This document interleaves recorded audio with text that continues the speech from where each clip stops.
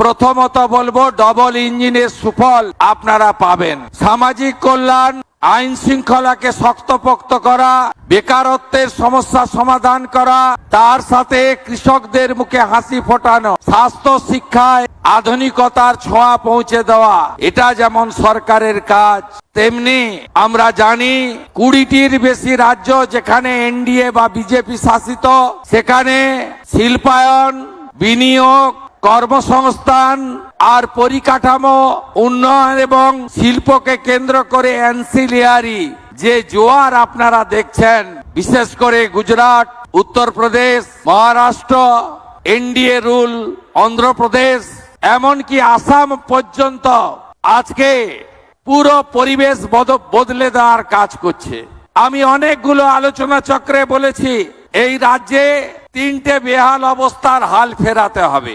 একটা হলো আইন শৃঙ্খলার পরিবেশ, সিন্ডিকেট, কাটমানি, তোলাবাজি, দাদাগিরি, সব জায়গায় রাজনীতিকরণ।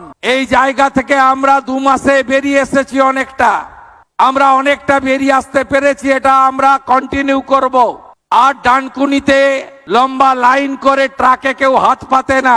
লাক্সকোজির কারখানায় এসে মে মাসের 4 তারিখের পরে কেউ আসেনি যে আমার মান্থলিটা দিয়ে দিন। আশা করি আপনাদের অভিজ্ঞতার পরিবর্তন হচ্ছে। Industry friendly, business friendly environment তখনই তৈরি হয় যখন আইন শৃঙ্খলা ঠিক থাকে।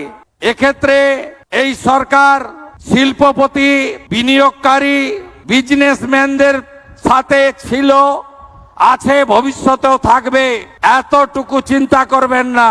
দুটো একটা ছোট্ট ঘটনা, সাথেই কোথাও শ্রমিকদা, কোথাও আমার হস্তক্ষেপ হয়েছে, আমরা ব্যবস্থা নিয়েছি। আমাদের সংকল্পপত্র, আমরা যে কথাগুলো বলে মানুষের আশীর্বাদ নিয়েছি, এই ক্যাম্পেইনকে লিড করেছেন যশস্বী প্রধানমন্ত্রী নরেন্দ্র মোদী।